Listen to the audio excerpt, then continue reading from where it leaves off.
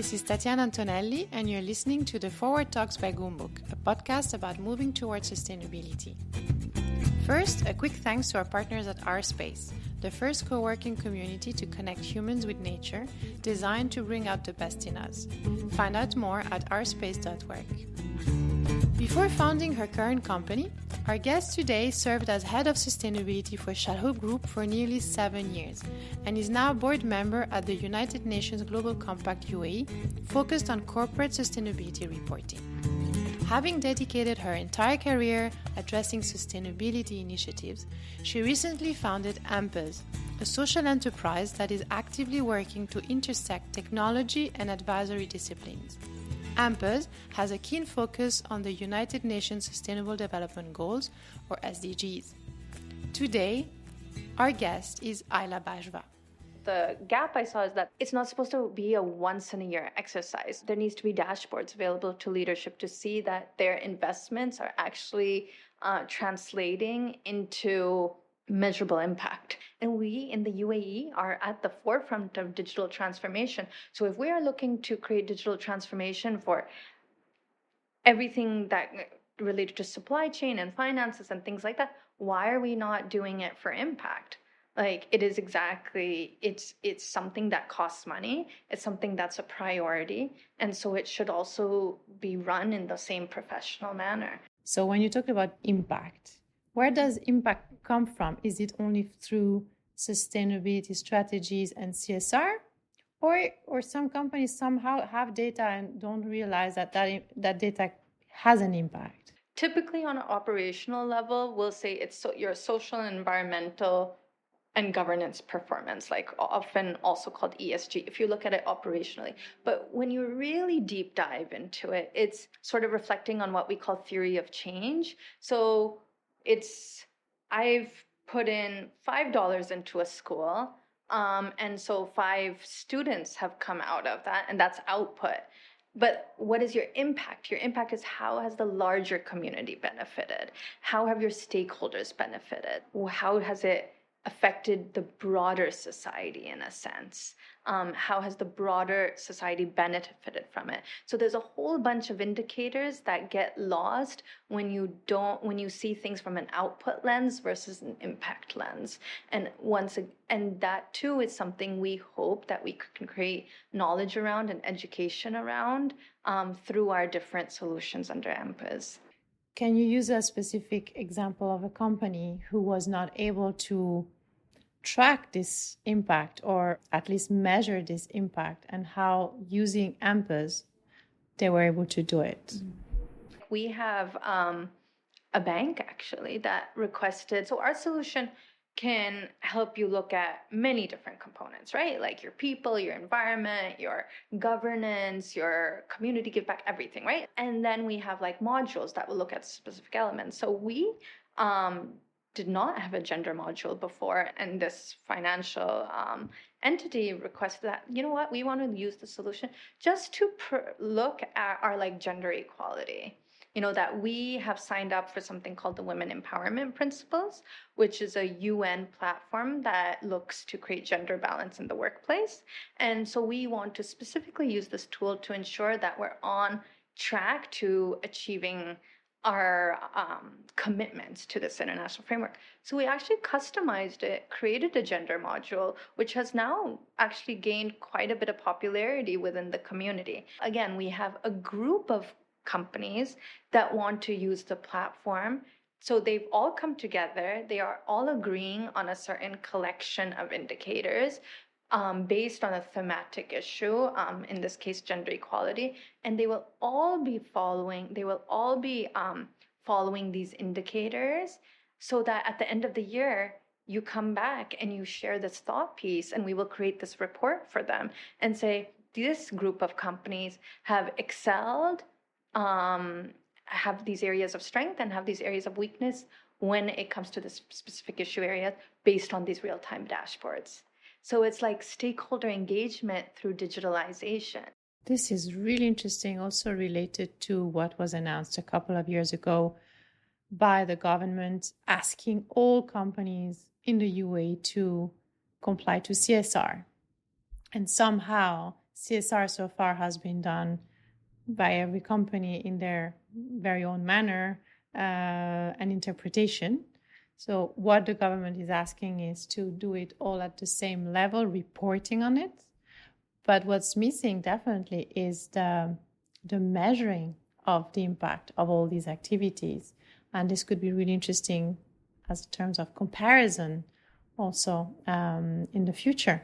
That's what excites us, right? What excites us is to get a bunch of stakeholders agree on the same data points and say, well, this group of stakeholders or this group of community members are at this place in that journey, whether it be for all of the sustainable development goals or be it like for a specific issue area. And so we want to see more of this. And we are very open and having those conversations with government entities saying, well, if you want to digitalize and understand how companies that are responsible, where they are in this process, and not to compare apples with oranges, like compare apples with apples in terms of data points. So we also have that information to share with the international community. The UAE is one out of 169 countries that have signed the Sustainable Development Goals, and they release an annual report that is submitted to the United Nations General Assembly. And so what an opportunity to then get as much data as we can from all the stakeholders within the UAE and share that and become a part of that report and say, it's not just the government who's doing wonderful work, but it's also the community sector, it's also the private sector, it's systemic and it's happening everywhere.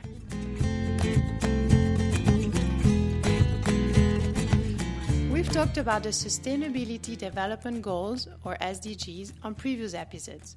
For those who don't know, the SDGs are 17 goals laid out by UN member states towards a better planet in sync with protecting the environment and its people. These goals are meant to be met by 2030. The problem, of course, is operationalizing these goals. This is a challenge we face at Goumbook almost every day. People aren't often aware of the SDGs at all, let alone figuring out how this should be implemented, and importantly, who should implement them. If you actually Google the Sustainable Development Goals, what is interesting is you will see that it speaks to countries. Yet it calls the private sector and the larger society to action.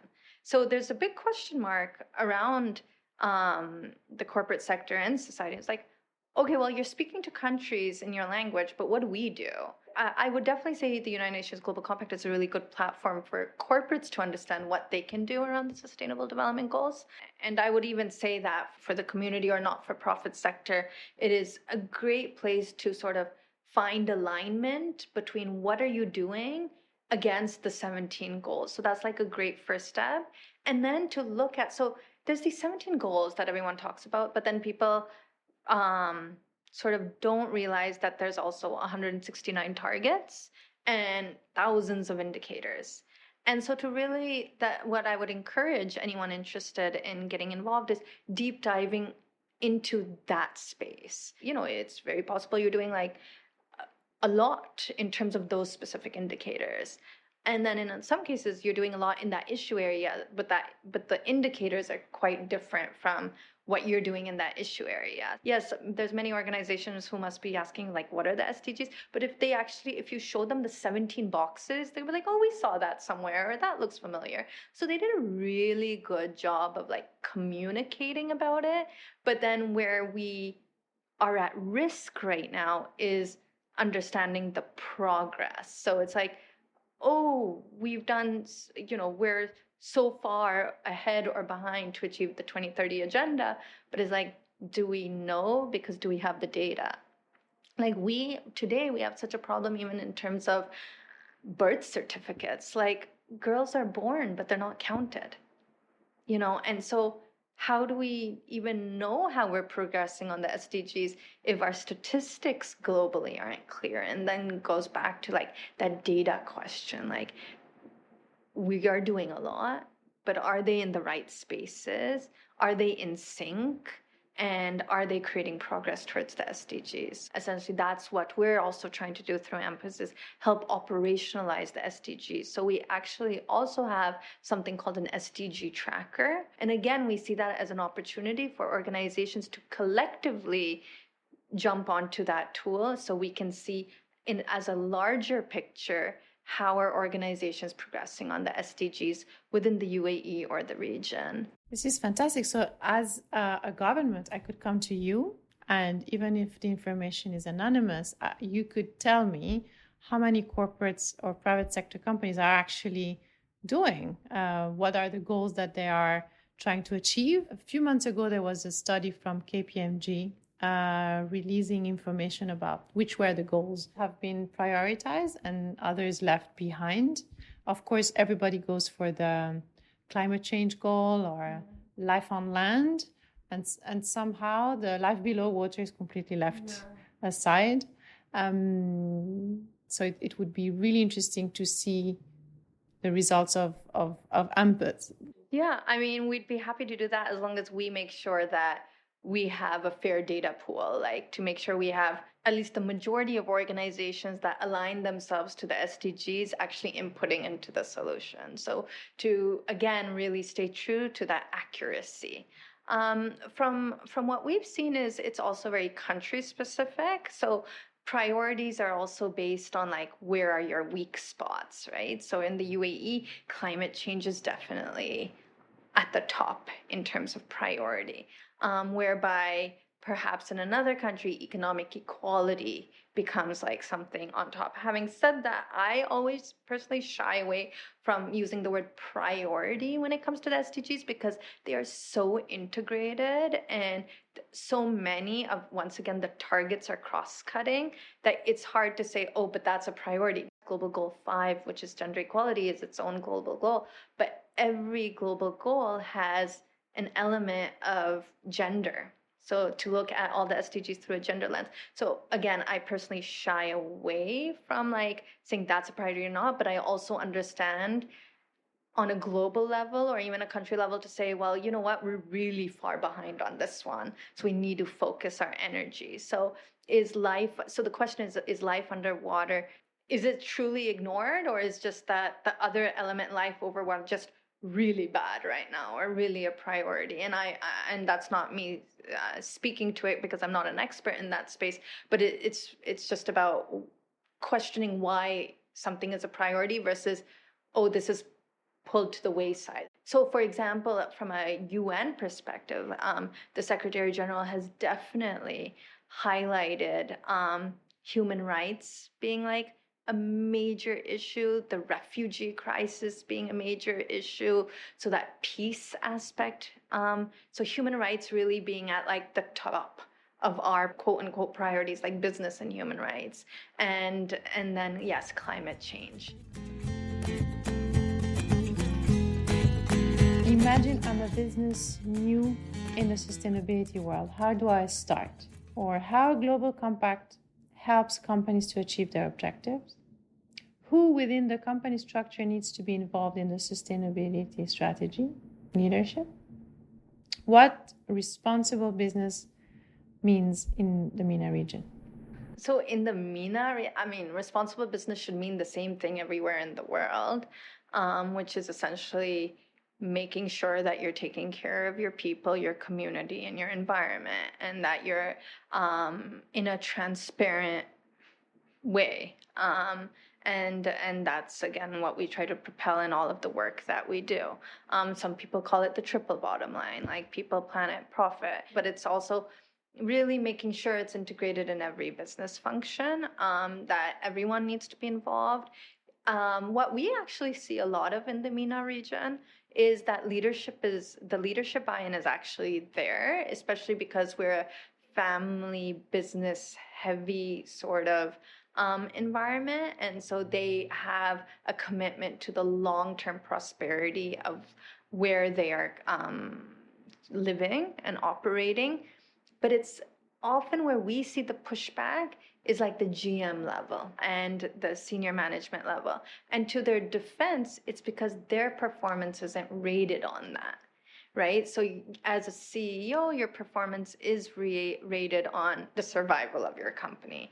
And if you are a visionary leader, then you will know that the better your economy is doing, the better your environment is doing, the more business opportunities there are, right? Like, so if you are empowering people in your community, they tomorrow will be potential customers. And so CEOs see that, right? Leadership sees that.